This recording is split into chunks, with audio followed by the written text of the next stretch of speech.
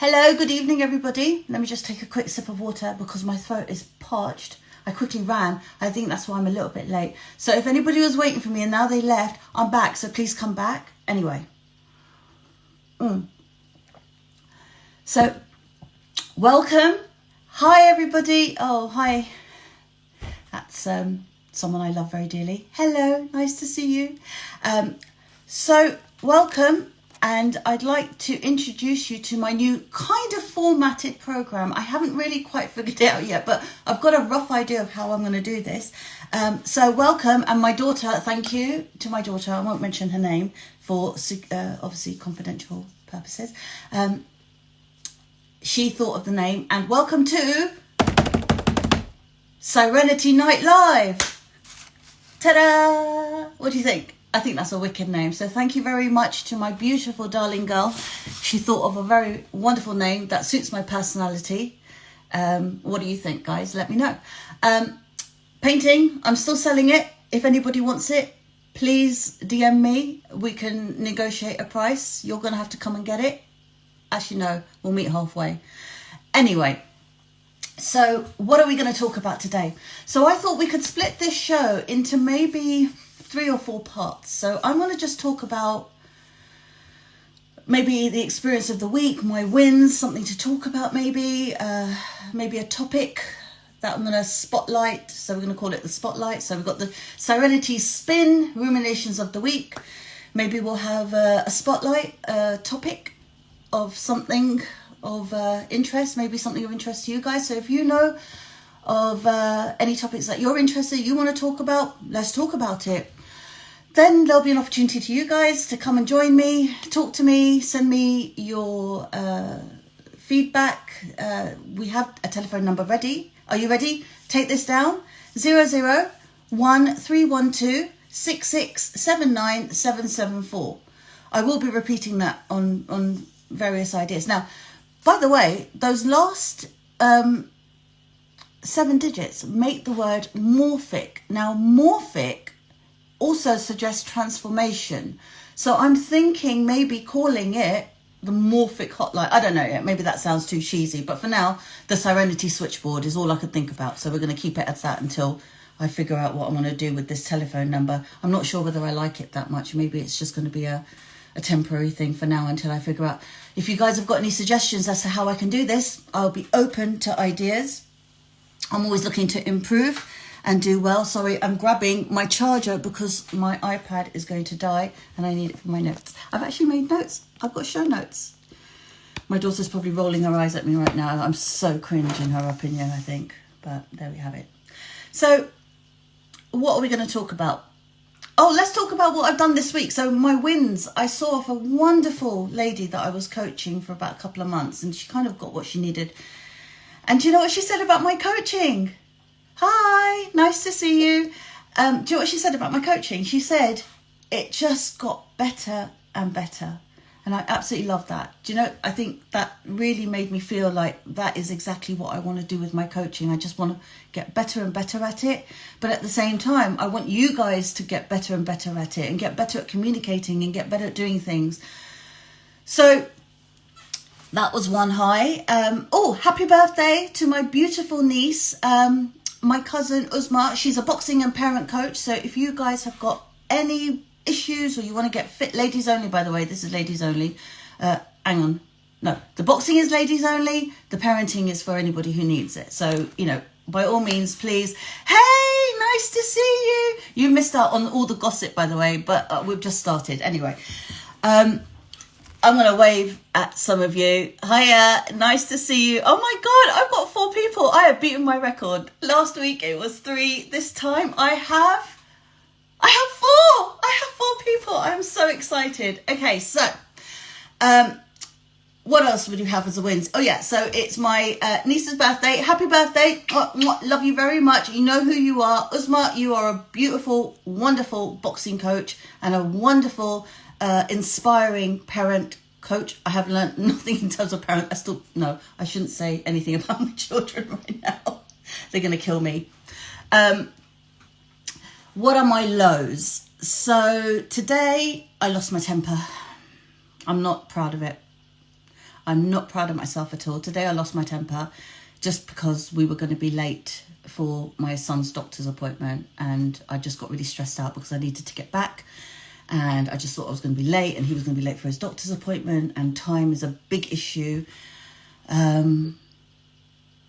And I emotionally dysregulated, which is probably explains why you can see a little bit of the puffy eyiness and a bit of a red nose. So I did have a bit of a cry earlier because I got really emotional when I apologised, and he apologised, and we all got over it. But emotional dysregulation is a big problem with me at the moment. I have, I do lose my temper because I find it very difficult to talk about my emotions, because I just can't articulate them when I feel very, very emotional or feel very, very passionate about something. And yeah, so those were my lows, those were my highs. What was yours?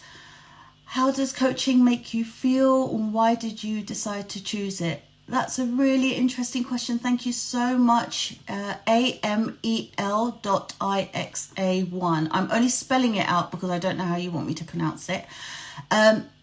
Coaching makes me feel very empowered because I feel like I need to be that person that you guys, you know, would have needed somebody like me to kind of guide you through, you know, the acceptance of having ADHD, because I've accepted it now. I am who I am. I've accepted it a very long time ago that I was a little bit kooky and I was a little bit great. I am on an IG live. I did it, Trent. I did it. I said that I would do it and I did it. So it makes me feel like as if, you know, I want to be that person that I helped other people become more comfortable with their ADHD, more accepting of their ADHD, and understand, you know, yeah, I've got limitations. Everyone's got limitations. So what? I've got a few more limitations more than other people. So what? I can still process things, even though it's processed differently. I can still operate in the way that I need to operate.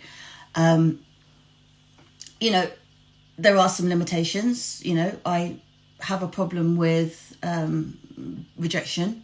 So, you know, if somebody says no to me, I take it. We'll dive deeper into this as programs happen. But I do have those issues where emotionally I'm dysregulated. I find it very difficult to articulate, even though on the surface I feel like, you know, I've got everything under control. That's me masking.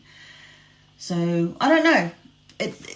I want to be able to work through that with you guys and help you unmask and help you enjoy living a life and having goals and not feel that you have limitations, or not feel that you're lazy, or, you know, all the other things that, you know, people have this perception of you. Change all of that. But anyway, so I guess that's I hope that answers your question. Oh, why did I decide to choose it? Well, that's exactly why. Just to help people. I just want to be there for people. I want to help people. And I want to be financially stable. And I want to have nice things. And I want to be able to live a nice life. But at the same time, I want other people to live a nice life too. And get the goals that they want. And through productivity and accountability, I hope that I achieve that. So there you go. Thank you. You're welcome. Okay, so I guess that's it for my ruminations of the week. Another thing, I have become super organized. I'm about to show you something. Ready? I don't know, how do I do this like this? Okay, check this out, people. If you have ADHD, please get yourself a whiteboard. Stick it on there. Use it to map out what you want to do. So as you can see, I've kind of mapped out how I wanted my program, because that's what's relevant to me right now. These are my dailies. These are the things that I have to do on a daily basis and make sure that I stay on top of everything. These, I've kept it temporary. I know it's got a, you know, day of the week there. Sorry, I'm so cold. That's why my hand is shaking. We're very productive. Yeah, these are my topics. This might change, but I've made it quite open, so I can always rub out the top part if I need to and then use it for something else. So, you know, that's my whiteboard. You should have something like that if you want to be productive. Have something in front of you. You can have a mantra, you can have whatever you want to write on there. It's really, really useful. Okay, so my hot topic of the week is something that happened during the week with one of my clients. And I think that it's what she went through, I'm not going to go into too much detail to protect, obviously confidential information. I don't want to share her story too much, but it just made me reflect on how rigid education can be when you are a neurodivergent. And the idea that even back in the day, there were so many people that were like, back in the 60s, there were so many people that were like hippie and very airy-fairy and all kind of, and I was like, they catered for those kind of people and they accepted those kind of people.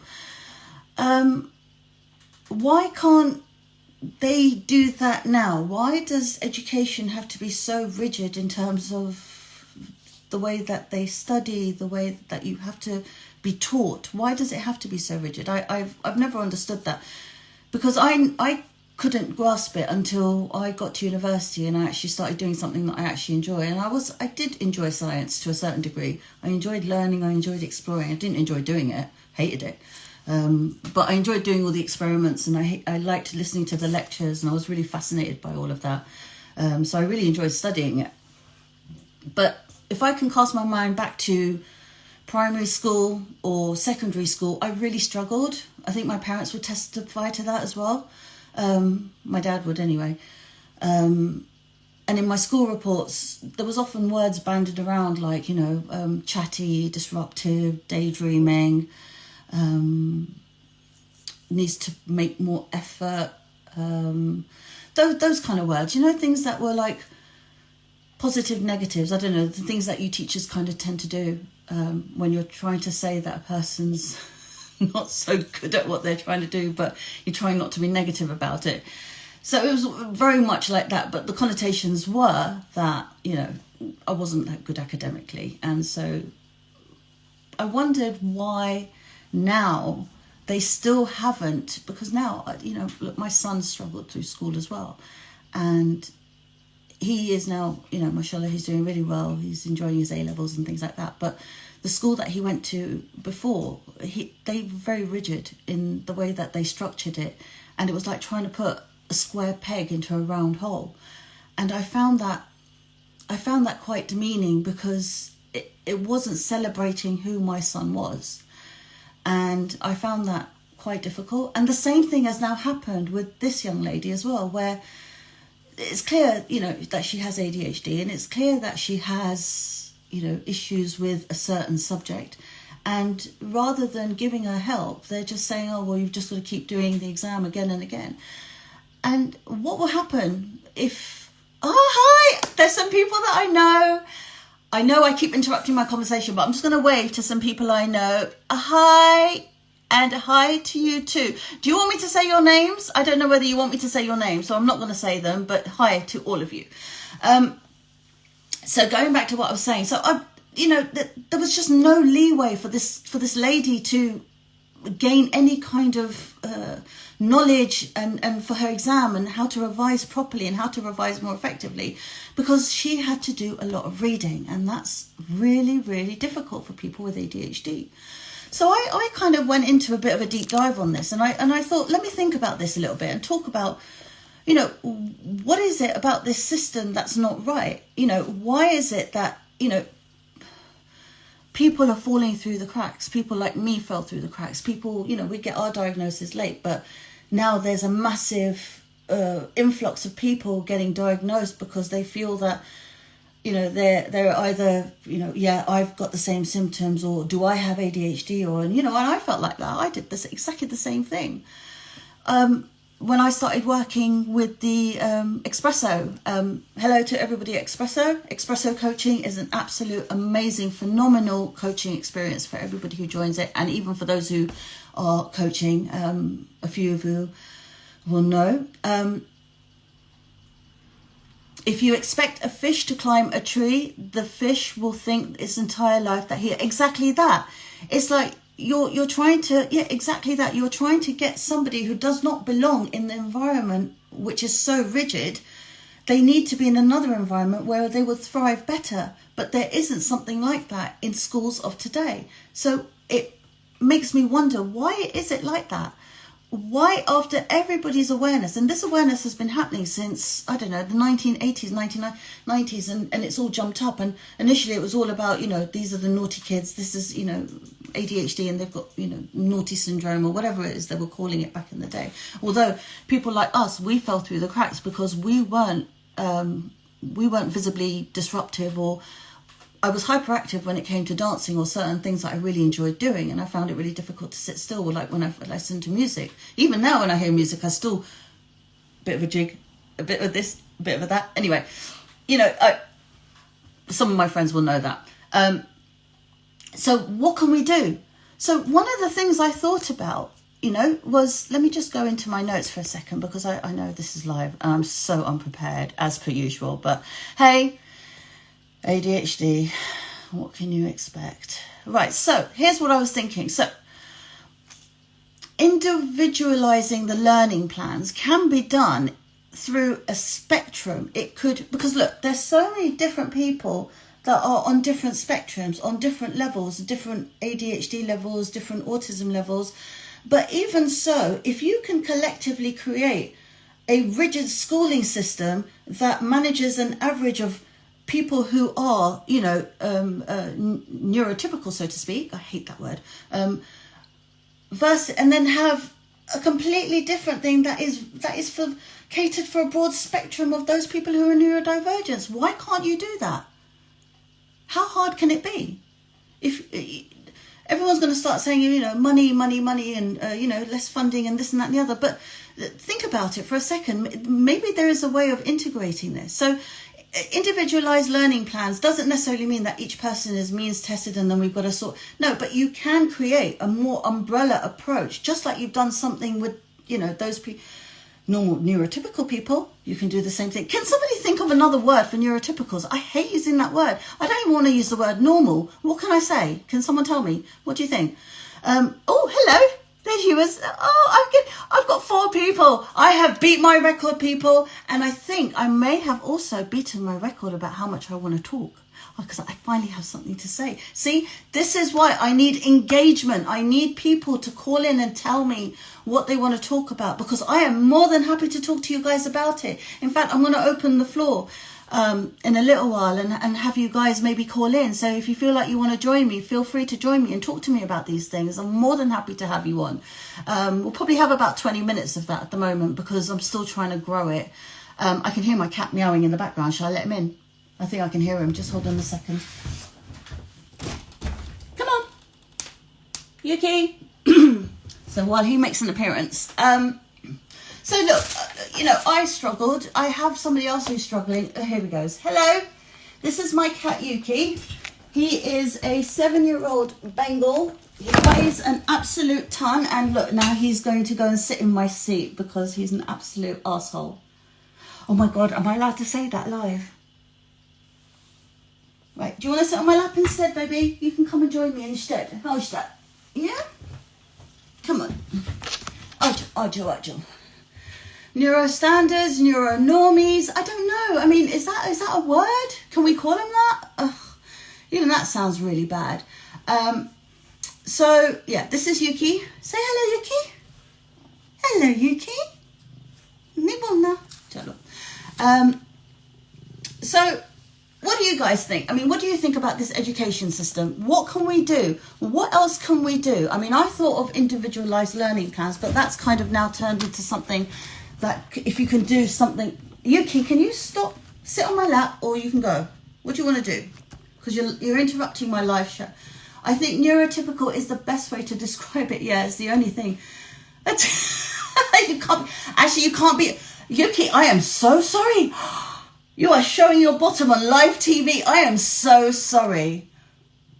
That is so bad. Yuki, sit down, please. I am so sorry. I apologize for that live on TV. He's not allowed to do things like that. By the way, he's hypoallergenic. So if anybody is allergic, it's minimized by his fur, because Bengals have hypoallergenic fur. I don't know what that actually means, but anyway. So guys, I mean, you know, talk to me. Do you want to join me on this conversation? Do you want to talk to me about this thing? What do you think? Oh dear, he was about to go for my water there. What are your thoughts on this? What are you thinking? Yeah, he is very, very, very cute. Thank you very much. He's going to show himself off now. I think I may have to let him out because otherwise he's going to be very disruptive. And he wants me to drink the water.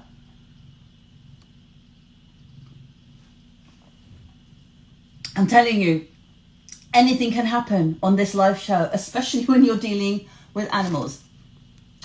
So how am I finding ADHD in coaching? I'm not sure I understand what you mean by that in that question. I'm assuming that you mean, how do I find... You said about school reports, how do you feel about coaching with ADHD? How do I feel about it? To be honest, because I found out later on that I had ADHD, it's not something that I knew I had from the beginning. I've never really known anything different. But things have started to make more sense in a sense of, who am I? What have I done? And, what I've achieved and things like that. I guess it's, you said about school reports, but how do you feel when coaching with ADHD? This is what happens. That sometimes when I'm coaching, I just kind of lose my trail of thought, or I'll forget things, or I won't understand the question, and I'm like trying to figure out what you're trying to say, and then I'm like, oh God, now.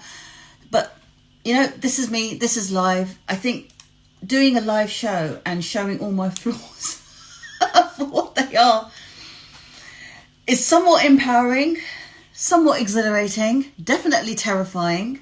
But anyway, that's one thing. So, individualized learning plans, classroom accommodations, maybe seating arrangements that are more conducive to those people, maybe allowing them to have a few more breaks, fidget tools, making that more accessible, that kind of thing.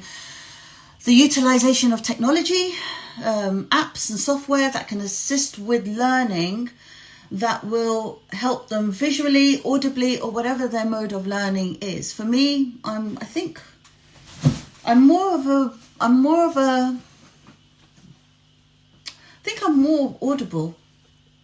I listen better. But then I have a habit of doing two things at once. So if I'm doing something, I have to be listening to something. And if I'm watching something, depending on what I'm watching, I have to be doing something else, like maybe washing up or something like that. I don't know.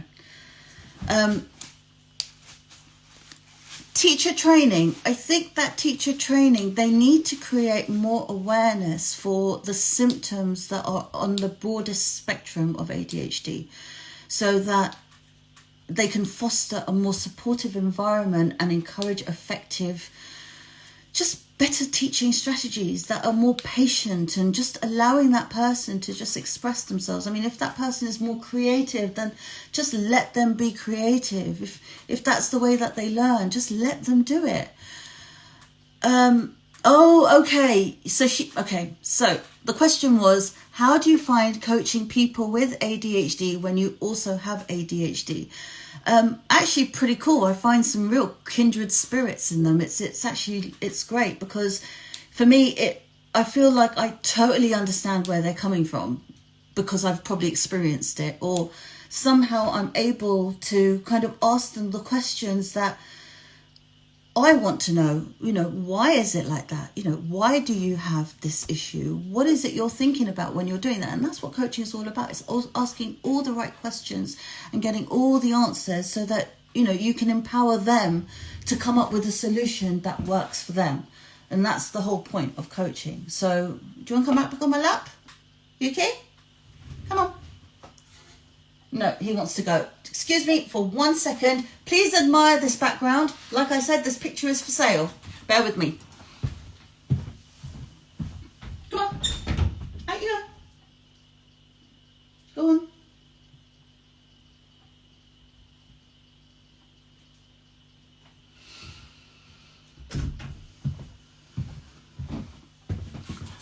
So, welcome back. You know what? I need to do something, maybe like a break in between or something like that. I don't know. We'll figure it out. I still need a jingle. I am desperate for a jingle, people. Can somebody please help me design a jingle? This is the feel of the show. Crazy, informative, what was it I said? I said it was live, unfiltered, transformative. I can't believe the bags under my eyes. I think that was just because of crying. I'm not normally looking this tired. But there you have it. It's been a long day. So my next segment is the Serenity Switchboard, which I might have a better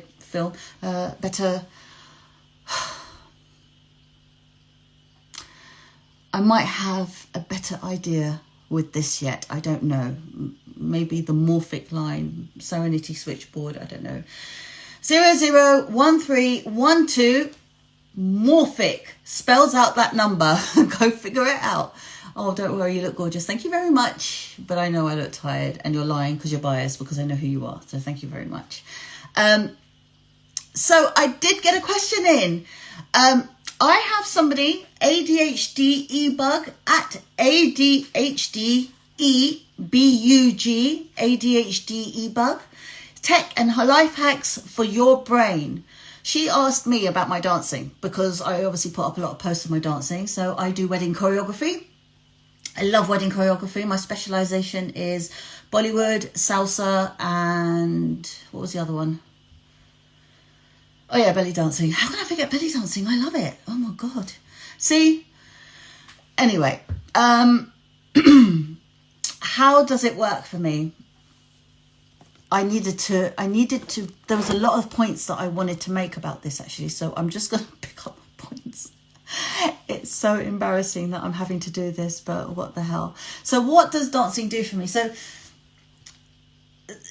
apart from it being my passion anyway, because I absolutely love Bollywood dancing. It's been my passion since I was maybe about 6 years old. And I learnt Kathak. That was my, it's a North Indian classic dancing. I learnt Kathak, although I've probably forgotten most of it. I mean, I still include a lot of elements, and because that's what I was trained in, how I dance is very, very Kathak. And I think you'll notice that when you go back to all the videos. And if you scroll further down, please feel free to like any of them. You know, I'd like to be appreciated. And comment on them. Tell me what you think. That would be nice too. What else does dancing do for me? So also the coordination. I'm 47 years old, right? I've been dancing since I was 6 years old. So what's that in maths? Oh yeah, 41. So I've been dancing for 41. I've been dancing for 41 years, and I've learnt Kathak, I've learnt belly dance, I've learnt salsa. I'm kind of just enjoying all of this and teaching other people that as well. So, but what you have to do is remember the steps, and remembering the steps makes your brain tick along, because you've got to coordinate the music to the movement. So there's that. Then you've got to remember the words so that you can coordinate the movement to the words. So there's that. Then you've got the beats and all the musics and all the little accents. You've got to remember all of that. So cognitively, it's very, very good for you. My ADHD affects my dancing in huge ways, because I have to try and remember so many steps. And those are the only things I remember. That's the only thing that I am very, very, very good at, is remembering dancing steps. I never ever forget my dancing steps. When I have to teach other people, I never forget anything. I will forget my keys. I will forget a phone in a freezer in Iceland. Some people know about that story. What else have I forgotten? Oh, what have I forgotten? Oh, I've forgotten to put tea bag in my tea, and I've poured the water. I've forgotten things like that. And some people say, oh, it's menopause and this and that and the other. But there's a lot of things that I used to forget when I was little. I always used to forget, maybe a book used to be forgotten. I used to forget doing the homework, and I used to forget, something that my parents had told me to do. I forget loads of things that my husband tells me to do on a regular basis. Partly I tend to ignore him, but he doesn't know that. He doesn't watch this stuff. He's not interested, thankfully. But hey, it's all good. So that, I hope that answers your question. So, it just helps me.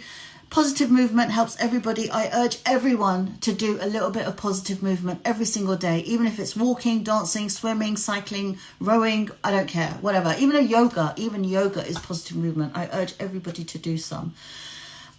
So look, that's it really. I guess that's it. I've run out of things to say. My notes are finished, and thank you so much for everybody's interaction. I absolutely I absolutely loved doing today's show. I think it helped that I was a little bit more organised than I was last time. And hey, we lasted half an hour. I am so happy. So you know what? Tune in next week. Give me some comments. Give me some feedback. Let me know what you thought.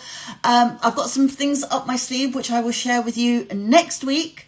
Tune in to find out. And if you guys want anything else to talk to, let me actually, you know what? Let's fill in the space by talking through the comments. I know that Jax5678 has been talking throughout. He's been talking about the cat and his bum on live. Yeah.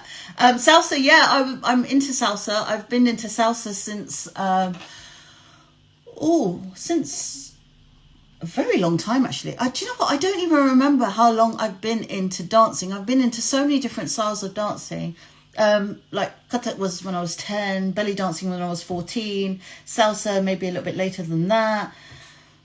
And then, you know, there's like the bachata, then there's the cha-cha-cha, and those are elements that I learned sort of in my 30s. So every decade I'm learning a new genre. Strictly, come and hire me. I'm just joking. No, I'm not joking. Okay, what else? I think that's it, really. So please, guys, tell me what you think. I would love to talk more about the education system. What can we do to make that better? Please share with me your highs and lows with your ADHD. I would love to hear more about it. And I will speak to you soon. Love you all. Bye.